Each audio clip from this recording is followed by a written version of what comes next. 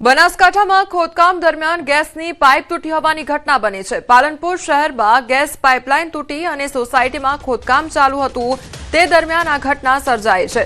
Gas pipeline તૂટી જતા અફરાતફરી મચી ગઈ હતી તો ખોદકામ કરતા જેસીબીનો ડ્રાઈવર જેસીબી મૂકી નીકળી ગયો હતો।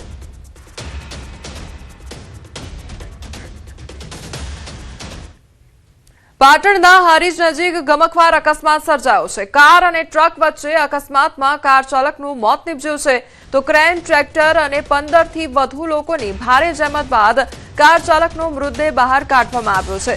અકસ્માત બાદ ટ્રક ચાલક ટ્રકને ઘટનાસ્થળે જ મૂકીને ફરાર થઈ ગયો છે તો ટ્રક તેમજ કાર વચ્ચે અકસ્માત સર્જાયો જેમાં કાર ચાલકનું ઘટનાસ્થળે જ મોત નીપજ્યું છે।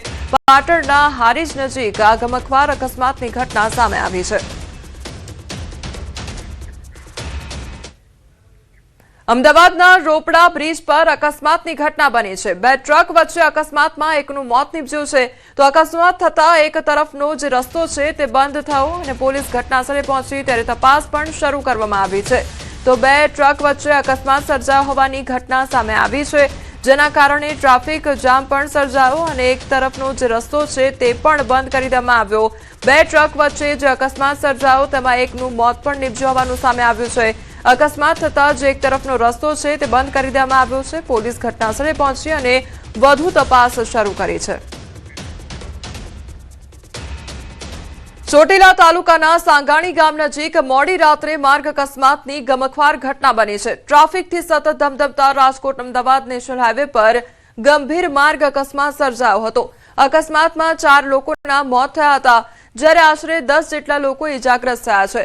પ્રાથમિક માહિતી અનુસાર ચોટીલા તરફ જઈ રહેલી એક ખાનગી ટ્રાવેલ્સ બસ ડામર ભરેલા વાહન સાથે અથડાઈ ગઈ હતી। કહેવામાં આવી રહ્યું છે કે ડામર ભરેલા વાહનનું ટાયર અચાનક ફાટી જતા પાછળથી આવી રહેલી ટ્રાવેલ્સનો ચાલક સ્ટીયરિંગ પરથી કાબુ ગુમાવી બેઠો હતો અને બસ ડામર ભરેલા વાહનના પાછળના ભાગ સાથે ધડાકાભેર અથડાઈ ગઈ હતી। અથડામણ બાદ ટ્રાવેલ્સમાં શોર્ટ સર્કિટ સર્જાતા આગ લાગી ગઈ હતી। મહત્વનું છે કે અકસ્માત બાદ હાઈવે પર અફરાતફરીનો માહોલ સર્જાયો હતો અને મુસાફરોમાં નાસભાગ મચી ગઈ હતી તો ઘટનાની જાણ થતાં જ સ્થાનિક પોલીસ, ફાયર બ્રિગેડ અને વહીવટીતંત્રની ટીમો તાત્કાલિક સ્થળ પર પહોંચી આવી હતી અને પાણીનો મારો ચલાવીને આગને કાબૂમાં લીધી હતી। જો કે આ ઘટનામાં બસ આખી બળીને ખાખ થઈ જવા પામી છે। સમગ્ર મામલે પોલીસે હાલ વધુ તપાસ આદરી છે। બસને ખટારા પાછળ ભટકાણી તેનાથી એક્સિડન્ટ થઈ ગયું। જે રીતના તેઓને કેટલી ઇન્જરી છે અત્યારે? બહુ ઇન્જર નથી, ખાલી ડામરો ચોટી ગયો પગમાં ને હાથમાં। કેટલા લોકો ઇજાગ્રસ્ત થયા છે આ ઘટનામાં? અંદાજે અત્યારે તો સિવિલ હોસ્પિટલમાં 5-6 એડમિટ છે, બાકીના તો બીજી જગ્યાએ સારવાર હેઠળ છે। એ ચોટીલા આગળ ડામરનું ભરેલું ટેન્કર હતું, એની પાછળ બસ ઘૂસી ગયેલી। પેટ્રોલનું ટેન્કર હતું? પેટ્રોલનું ખબર નથી બહુ, પણ ડામરનું હતું। સાંગાણી જે ગામ આવેલું છે ત્યાં પાટિયાની નજીક એક ખાનગી ટ્રાવેલ્સ અને ડામર લઈ જતો ડમ્પર વચ્ચે અકસ્માત થયેલો છે અને આ અકસ્માતની અંદર 4 લોકોના મૃત્યુ થયેલા છે અને જે 4 લોકોને ચોટીલા રેફરલ હોસ્પિટલ ખાતે પોસ્ટમોર્ટમ માટે લઈ જવામાં આવેલ છે। એક લક્ઝરી બસ અને ડામર ભરેલા ટેન્કર વચ્ચે અકસ્માત થયેલો, જે અકસ્માતમાં આગ લાગી જવાના કારણે, દાઝી જવાના અને ઈજાના કારણે 10 વ્યક્તિઓને ઈજા થયેલી, જે લોકોને ચોટીલા સરકારી દવાખાને લઈ ગયા અને ત્યારબાદ એમને રાજકોટ રિફર કરવામાં આવ્યા અને એના પછી 4 ડેડ બોડી અંદરથી કાઢવામાં આવી। તો ખાનગી બસ અને ટેન્કર વચ્ચે અકસ્માત સર્જાયો અને ત્યારબાદ જે ખાનગી બસ છે તેમાં આગ ભભૂકી ઉઠી હતી તો અકસ્માત સર્જાયો હોવાની આ ઘટના સામે આવી છે અને એક બાદ એક અકસ્માતની ઘટનાઓ સામે આવી રહી છે। પાટણ, અમદાવાદ અને સુરેન્દ્રનગરની એ તસવીરો। પાટણમાં ટ્રક તેમજ કાર ચાલક વચ્ચે અકસ્માત સર્જાયો હતો અને જેમાં કાર ચાલકનું ઘટના સ્થળે જ મોત નીપજ્યું છે તો અમદાવાદની એ ઘટના કે જ્યાં 2 ટ્રક વચ્ચે અકસ્માત સર્જાયો અને એક તરફનો રસ્તો બંધ થઈ ગયો હતો તો તેમાં એકનું મોત પણ નીપજ્યું છે। સુરેન્દ્રનગરની એ તસવીર કે જ્યાં આગ ભભૂકી ઉઠી હતી। બસ જે ખાનગી બસ અને ટેન્કર વચ્ચે ધડાકાભેર અકસ્માત સર્જાયો હતો અને તેના કારણે બસમાં આગ લાગી ગઈ હતી અને જેમાં 4 લોકોના મોત નીપજ્યા છે। આ તરફ રાજકોટમાં વન્ય પ્રાણી જરખ વાહનની અડફેટે આવ્યો છે. જરખને કમરના ભાગે ઈજા પણ પહોંચી હતી. તો હીરાસર એરપોર્ટ નજીક અકસ્માત બાદ જરખ કણસથી હાલતમાં હતું. ત્યારે આ જોઈને જીવદયા પ્રેમી વાહન ચાલકે વન વિભાગને જાણ કરી હતી. વન વિભાગની ટીમ રાત્રિના સમયે જરખનું રેસ્ક્યુ કર્યું હતું. જરખને થોડા સમય સારવાર આપ્યા બાદ તેને ફરી મુક્ત કરવામાં આવશે.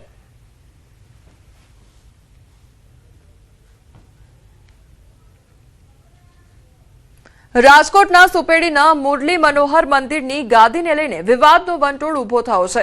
મહંત રવિદાસ બાપુને હટાવતા સમસ્ત રામાનંદી સાધુ સમાજમાં રોષ ભભૂકી ઉઠ્યો છે. મંદિરના પૂજારીને હટાવવાની ઘટનાને સમાજની ગરિમા અને પરંપરા પર પ્રહાર ગણાવ્યો છે. તો રામાનંદી સાધુ સમાજના મહાસંમેલનને પગલે ચુસ્ત પોલીસ બંદોબસ્ત ગોઠવાયો છે. શાંતિપૂર્ણ માહોલ જળવાઈ રહે તે માટે પોલીસ દ્વારા સતત મોનિટરિંગ કરવામાં આવી રહ્યું છે. રવિદાસ બાપુને પુનઃ ગાદી આપવાની માંગ ઉઠી છે. તો મંદિરના પૂજારીને હટાવતા વિરોધ જોવા મળી રહ્યો છે. સંવાદદાતા મુનાફ અમારી સાથે જોડાઈ ગયા છે. મુનાફ, ગાદીને લઈને કયા પ્રકારનો વિરોધ થઈ રહ્યો છે?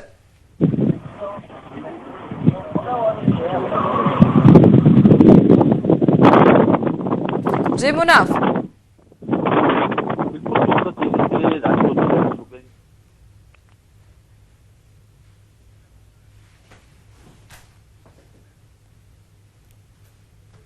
ગાંધીનગરમાં પોલીસ તંત્રમાં મોટા પાયે ફેરબદલીની શક્યતા સેવાઈ રહી છે. ત્યારે રાજ્યમાં આઈપીએસ અધિકારીઓની બદલી થઈ શકે છે. રાજકોટ, અમદાવાદ, સુરતમાં મોટા ફેરફારોના સંકેત મળી રહ્યા છે. વરિષ્ઠ અધિકારીઓની કામગીરીની સમીક્ષા શરૂ થઈ છે.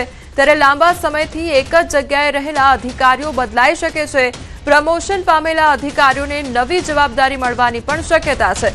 રાજકોટ પોલીસ કમિશનરેટ પર સરકારનું ખાસ ધ્યાન જોવા મળી રહ્યું છે. તો મહિનાના અંત સુધી ટ્રાન્સફર ઓર્ડર જાહેર થવાની પણ ચર્ચા વર્તાઈ રહી છે. તો પોલીસ તંત્રમાં મોટા પાયે ફેરબદલીની શક્યતા સેવાઈ રહી છે અને રાજ્યમાં આઈપીએસ અધિકારીઓની બદલી પણ થઈ શકે છે. રાજકોટ, અમદાવાદ, સુરતમાં મોટા ફેરફારોના સંકેત મળી રહ્યા છે. આ તરફ વરિષ્ઠ અધિકારીઓની કામગીરીની સમીક્ષા પણ શરૂ કરી દેવામાં આવી છે. લાંબા સમયથી જે એક જ જગ્યાએ રહેલા અધિકારીઓ છે તેમની પણ બદલી થઈ શકે છે અને પ્રમોશન પામેલા અધિકારીઓને નવી જવાબદારી પણ સોંપવામાં આવી શકે છે. રાજકોટ પોલીસ કમિશનરેટ પર સરકારનું ખાસ ધ્યાન જોવા મળી રહ્યું છે અને મહિનાના અંત સુધી ટ્રાન્સફર ઓર્ડર પણ જાહેર થવાની ચર્ચા જોવા મળી રહી છે. તો પોલીસ તંત્રમાં મોટા પાયે ફેરફાર થઈ શકે છે. પોલીસ તંત્રમાં મોટા પાયે ફેરબદલીની શક્યતા સેવાઈ રહી છે. રાજ્યમાં આઈપીએસ અધિકારીઓની બદલી થઈ શકે છે. આગામી સમયમાં મોટા ફેરફારના એંધાણ જોવા મળી રહ્યા છે. રાજ્યમાં આઈપીએસ અધિકારીઓની બદલી થઈ શકે છે.